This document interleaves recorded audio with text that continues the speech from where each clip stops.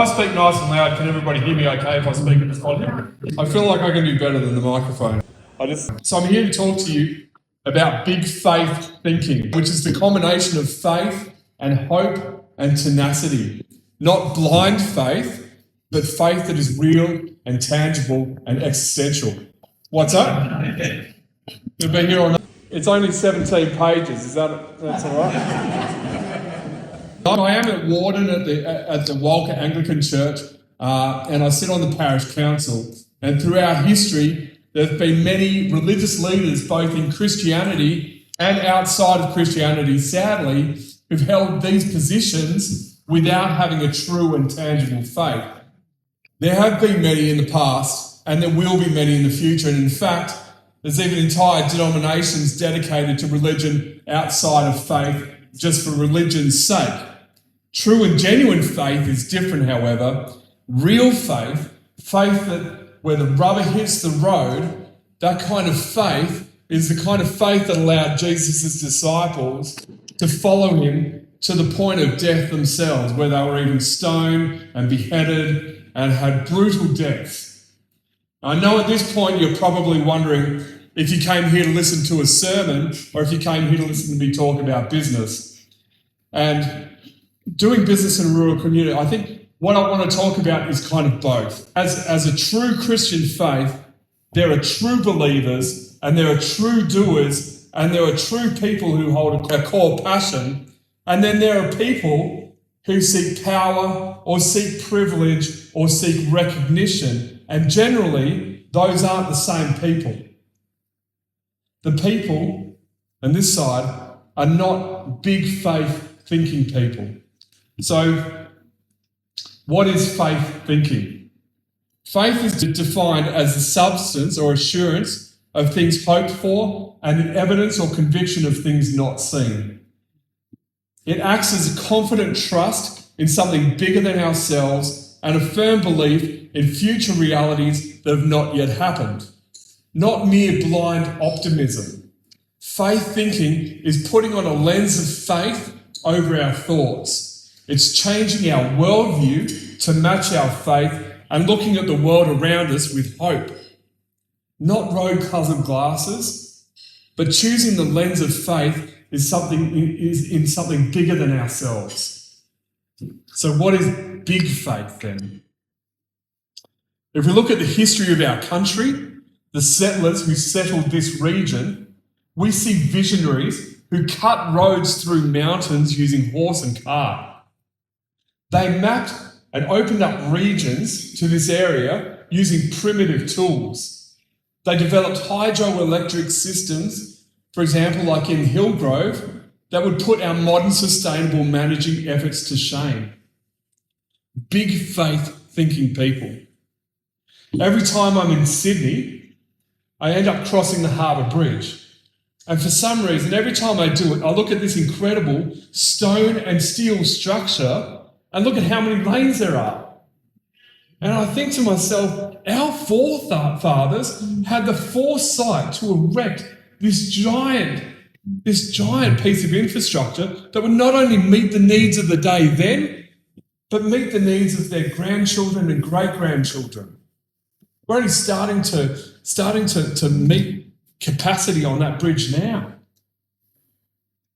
They built a project that was well beyond their years. They were big faith thinking people. The project they built wasn't for themselves, for the future of this country and for the state. Visionaries who were big faith thinking. Those who built it, they understood something that we don't seem to forget now, which is that real leadership means building for people you may never meet. There's this ancient proverb, something about a wise man who plants a tree that he may never sit in the shade of.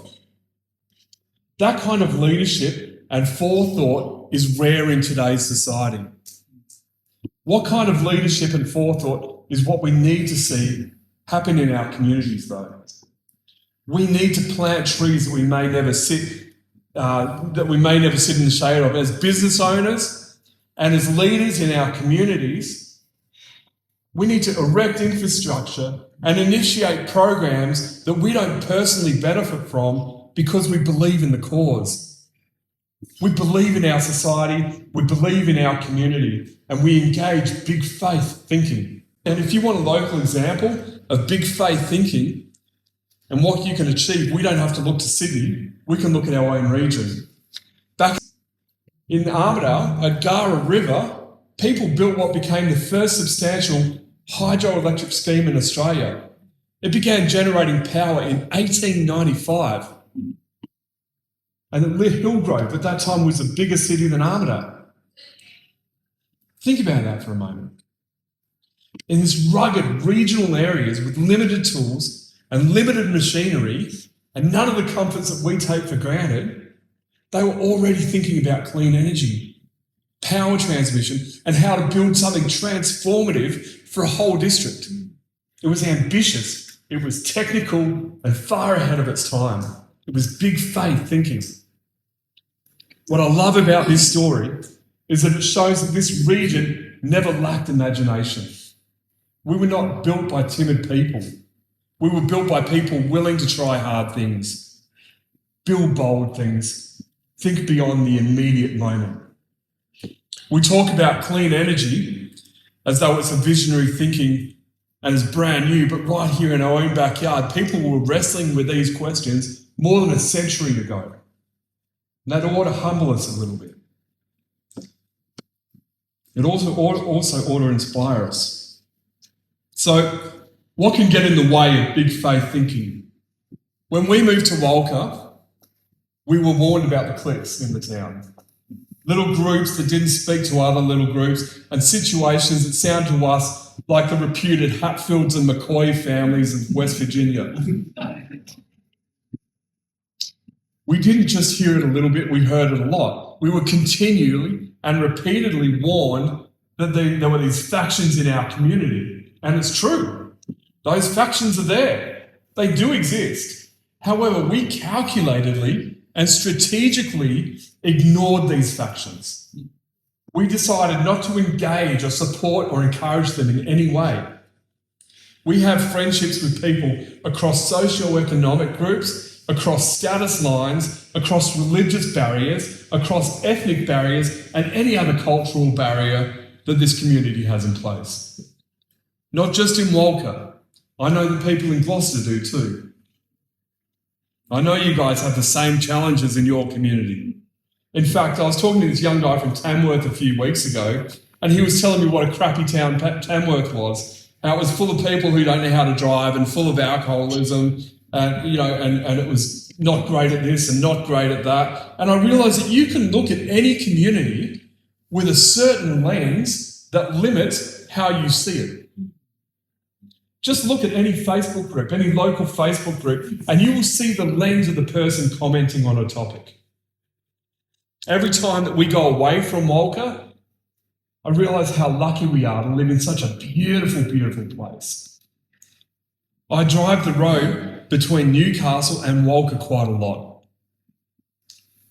Last year we were roasting coffee down in Newcastle as we were building our roastery in Walcha, and I was driving down to Newcastle every week, driving through Gloucester and up here through Nowandock and through to Walcha. Every single corner you turn, like, man, this is beautiful. It's stunning scenery, some of the best in the world. I've spent countless hours on that road, and every bend, every turn has another beautiful view. It's mind-blowing. You can travel the entire world and not see views like that. Yet there's people in this town and people in Walcha that will tell you, I'm sure there's people in Gloucester too that would say the same thing, that when I ask them about what do they think of Walcha, they say, oh, it's a crappy town. You know, nothing ever happens here. It's never going to go anywhere. We have empty shops and there's this and there's that. You see, you can see things through a lens of hurt and disappointment and division through damaged lenses and not engage big faith thinking. But if we choose a better lens, we can see Gloucester and Walcha for the beautiful, capable and full of potential towns that they are. If in Walcha we don't look at it as a broken down town, Like if we look at it like that, we're looking at it with a damaged lens. If we look at it as a beautiful town, we can see the good in the town and we can see the potential in the town. We're surrounded by national parks. We have some of the best farming land in the entire world. We have pretty darn good health services for a small town. We have 4 doctors in town. On a global stage, that already puts us ahead of like 99% of other communities in the world. Right? In addition to that, we've got a hospital, we've got 2 aged care facilities, we have a 50-metre Olympic-sized swimming pool, skate parks, national parks, waterfalls. Gloucester is only 1 hour from the beach. You know, you guys live in like this rural paradise and you can go swim in the beach in the afternoon. Both of our communities have so much to offer. And the lens that I choose to see this community through is not through factions and through cliques, but through the beauty that's around us and through the potential of what it could be. Big faith thinking, because on a global stage, we are blessed beyond what most people who even live here realise that we are. But there is a cost to big faith thinking. Choosing to believe in place or believe in people or believe in God always comes at a cost. Faith is not soft, it's costly, it's complex, and it's difficult. I've created Walcha coffee at enormous personal cost. Standing up and having faith, and yet either faith in God or faith in community, it's hard, it's complex, and it's difficult.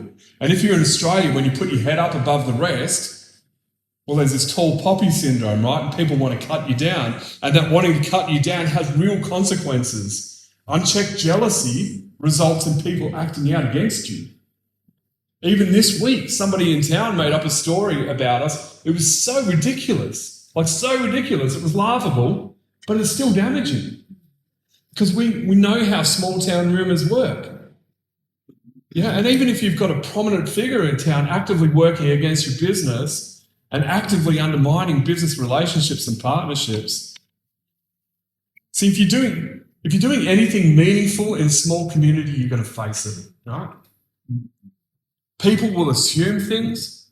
They will invent stories that are simply not true. You're going to face false rumours where people say things about you or assume things about you that aren't true.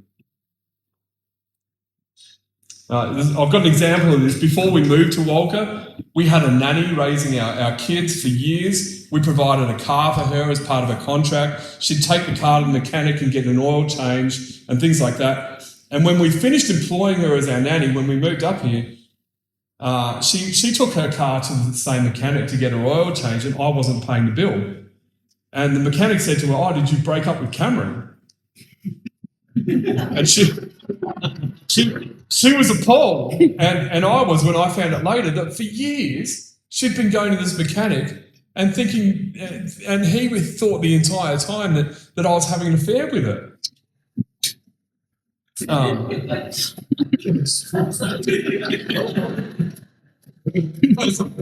he just assumed it, but that's how it goes. I guess, and this is the lens that he chose to see our relationship through, right? And in this case, it wasn't, this was a result of his worldview, right? It was a result of the way he saw the world. There was no malice behind it, and the impact is limited to a bit of awkwardness and this anecdotal story that I get to share. But in Walcha, though, starting a business and running a business, we've come under a lot of scrutiny. A lot of rumours, a lot of direct persecution even. And so how do I handle this level of scrutiny? In business and leadership of any kind, we will face this.